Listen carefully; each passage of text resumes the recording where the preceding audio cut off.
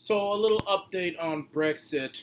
It looks like the opposition members of parliament in the House of Commons have voted to delay approving Boris Johnson's New Deal with the European Union until he sends a letter for asking the European Union for a Brexit extension. So, what has happened is that let's just explain to those people who are ignorant of what's going on, who are at the same time interested all over the world, what has happened. We all know the United Kingdom voted to leave the EU. The reason they haven't left is because members of parliament can't get behind a deal on leaving the European Union. What will the relationship with the EU be when they leave? Will there be no deal? I've said that the British people should not be fearful of any no deal. Big, um, I've given the British people ideas on how they can counter a no deal situation, whereby the people in Britain buy British goods, but the British companies are still able to get around tariffs and export their products. Meaning they would be, and the way they do that is the government just rebates them a lot of the taxes that they already pay when they purchase things through VAT.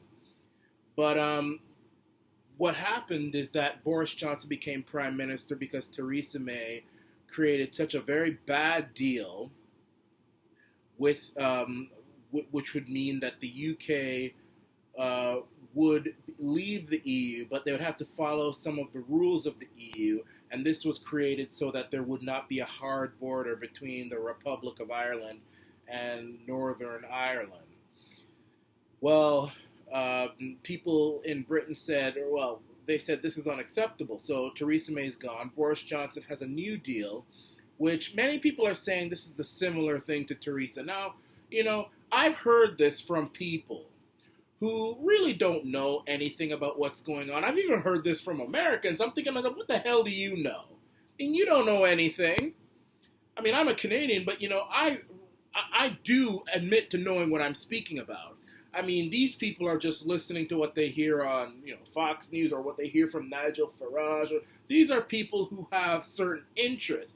I personally don't care what the Brits do. I have no British citizenship. I have nothing to do with England. But I do have an interest in populism, and I want to see it grow and spread throughout the world. Now, and I support Boris's deal. People saying this is the same thing as Theresa May's deal forget one thing. While Northern Ireland will still have to remain in the EU customs union, you have to remember one thing. The people of Northern Ireland, when the Brexit elections were happening, they voted to stay in the EU. So just give them what they wanted. I mean, hell, maybe let Scotland be in this customs union as well. I mean, I don't know. Northern Ireland, listen, Northern Ireland, you all voted. It's just like the different provinces of the UK, Wales, Scotland, Northern Ireland. Scotland and Northern Ireland voted to stay in the EU. All the rest of the countries wanted to leave. So you all can stay and suffer the humiliation and the consequences of the EU. I have no sympathy for them, the Irish folk. Yeah, I have sympathy for those who voted for Brexit, but listen, this is where we're at right now. And you can tear the place up all you want. The Irish are good at destroying things, They're going to tear that place up in 2 seconds. Let them do it. You all voted to stay in the EU. Now, having said that, I am perfectly happy with there being no deal. Perfectly happy. I despise the EU. I don't even know why we should be even trying this in the first place. But, the financiers and the banksters and the globalists and all these different people, they're afraid. And, politicians these days don't have the capacity to sit down and think. Maybe they don't have time to do it, which I think is such a bad thing. I think there should be time for politicians to sit down and think. Think of things that I've just said to you. A lot, if there's no deal, that just means that There's no trading relationship. There's no relationship whatsoever with the EU and the UK. Well, okay, then the UK will just simply say, look, the British people won't buy your products. We'll put a tariff on your products just like you're trying to put a tariff on ours. The people in Britain will buy British, and the British producers will continue to export because we'll subsidize them with the taxes they already pay. So if they pay any tariffs when they export to EU, we'll just subsidize them. It's all right. And meanwhile, you're not going to put any of your EU products in the UK. So it's a win-win situation. So I don't care if there's no new deal. But Boris Johnson's deal, while, I'm not saying that any deal with the EU is perfect. The EU is a devil's satanic organization. Making any deal with the devil is going to mean making some sins. But to be honest, this is the best deal I've seen with the EU. And all these politicians, even Nigel Farage and all these DUP individuals, they all want a deal. So if you all want to make a deal with the devil, you're going to have to be prepared to make some sins. And it looks like Boris Johnson's deal means that the only sin that's being created is being created on the backs of Northern Ireland, who voted to remain in this satanic organization in the first place. It's almost like as if, when the rapture comes and God is ready to condemn those who've been wicked and, raise up those who have been good and bring up to heaven, all those individuals who are playing Satanism, when the devil is ready to collect the lost and the damned souls after the rapture, when he's ready to collect y'all, and you all see the hellfire, and you say, hell no, I'm not going in there. What the hell is this? I want to go to heaven. You made the deal. You made the decision to be a Satanist. You're going to hell. You thought this was all a joke. You thought 10 Commandments was a joke. You think this is a joke. You thought this was a joke. No, you made a deal with the devil. Go on with him. Go on with him. There's no turning back when the judgment day comes. The judgment day has come. Northern Ireland has to go with the devil. They voted with him. 55-45, Northern Ireland said they wanted to stay in the EU. When the rest of the country, excluding Scotland, Scotland's foolish though, the rest of the country was voting for Brexit, Northern Ireland said, no, we want to stay in this corrupt, evil, satanic organization. So you gotta go with them. Your soul is damned. The only thing that's going to prevent you from being damned to eternity is if there's no deal. That's the only thing. But that's what you get for voting with the devil. The only thing we can say now is all those Northern Irish people who voted to leave the EU can move on to England or something. Let Northern Ireland go on with the damned, with Scotland, who's willing to jump in the fire. You got some souls who are willing to go with the devil. You got some Satanists who are hardcore. They're willing to jump in the fire with the devil. They want to, the quicker the better. The hotter the better.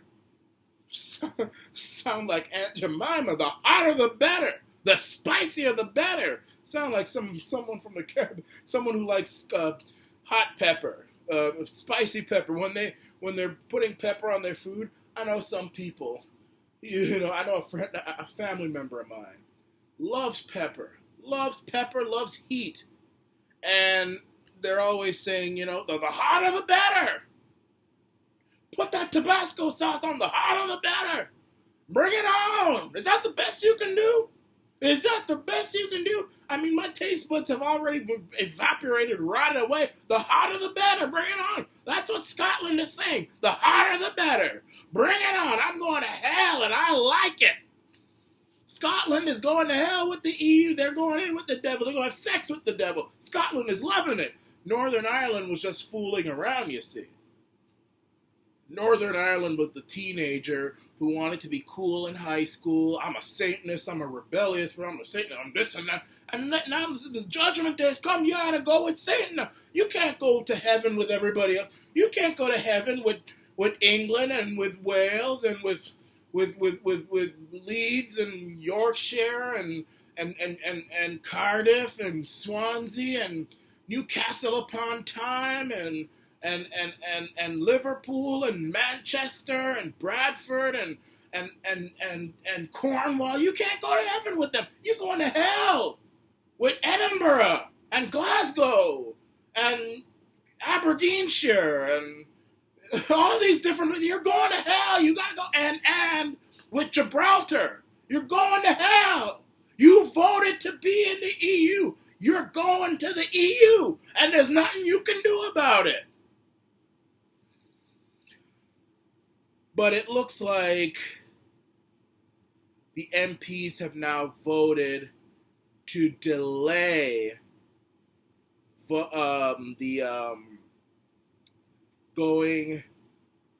going forward with Boris Johnson's deal until he writes a letter to the EU. So now he's written the letter. And it's funny how these people are trying to force someone to write a letter. How do you force someone to write a letter? I mean, he could put anything in that letter, and he already did. He wrote 3 letters, actually. Boris Johnson said, because of the Ben Act, which is forcing me to write this letter, I have to write this. But by the way, don't listen to this letter. When you get this letter, throw it in the garbage. You bin it, burn it, dance naked around it, throw it away. Don't even pretend it. I mean, you can write anything in that letter. How can you force someone to write a letter? These people are stupid and desperate. They are so desperate to betray the British people. They are so desperate. Jeremy Corbyn,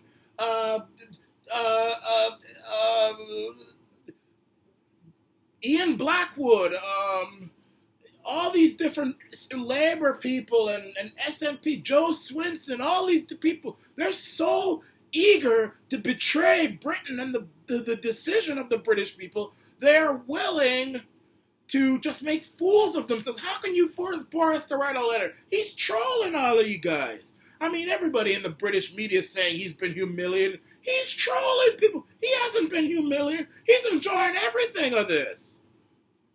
He wrote, because of the Ben Act, I have to write this here letter. I'm calling for a delay in Brexit, but don't give it to me. He, of course, and it's legal for him to do that. So it looks like they're going to vote for Boris Johnson's deal on Monday. They're going to try again on Monday. I think it's a win-win situation, to be honest with you. Provided there's no delay. This has to be done by October 31st. Even the most hardcore Remainer is probably hoping that this is ended some way or another, whether it be through Brexit being achieved or a second referendum. That would be madness. If there's a second referendum, England will be torn up by Leavers. You think Remainers are loud and bad. You ain't seen nothing yet till you see an angry Leaver from one of them northern type of places in England. I've been to England. English people, I mean, Americans, they got a lot of mouth. Americans are very mouthy people. Americans like to talk trash. But British people will kill you. They'll stab you. They will shank you. Knife crime in England is no joke. When you give a knife to a British person, he'll cut you up. There'll be one piece in this area and the next piece in the other area.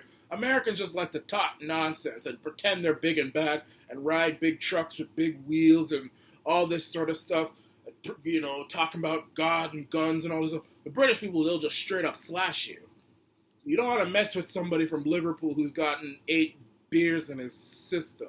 He'll kill you. He'll make you wish you were dead. And those are the kind of people who voted to leave. So you get that person angry, the whole of England will be torn up. The Queen will be torn up. The Parliament will be torn up. London Bridge will be torn up. Everything will be torn up. So let's see what happens.